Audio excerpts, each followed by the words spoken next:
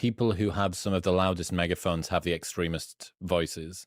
They have those extremist voices because it's what the people want. They're reflecting, and I'm a content creator. I know how this works, where you, as a content creator, I like to joke I'm married to my audience. So I try to maintain a good relationship with my audience because we're stuck together. I'm a college dropout. Like I have to make this work. And so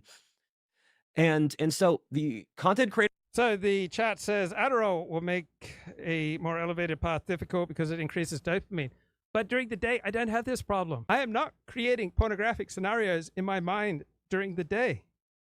I am thinking about my responsibilities. I am thinking about my opportunities. I'm thinking about how can I be of service. I'm thinking about how can I aggrandize myself. But I'm not directing and participating in pornographic scenarios in my own head during the day when I'm medicated on Adderall. I'm talking about at night when I put my head on the pillow, when Adderall has run its course, when Adderall has taken and done its thing with me, right? I may very well have taken my last Adderall at 10 a.m., right? And this is 12 hours later where there's virtually no Adderall in my system.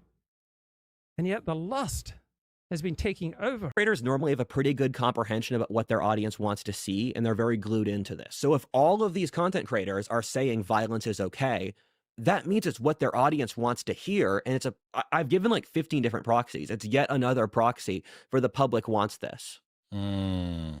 Yeah, I think there's definitely something interesting about the displeasure and the sort of disgust that some elements of the far left have with a big chunk of the West, which is white guys.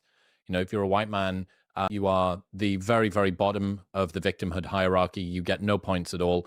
You had this quote, which I really thought was interesting. Don't gloat over your conquered foe. It gains you nothing and makes the conquered more dangerous. Yeah. And that to me is indicative of this really sort of, well, actually just explain that quote to me. Like why was that so interesting? I mean, if you look at the history of empires, it's obvious. Like if you want to conquer someone, you need to kind of have a relation. Okay, when I hear that answer, if you look at the history of empires, the answer is obvious. That my whole system has a very strongly negative reaction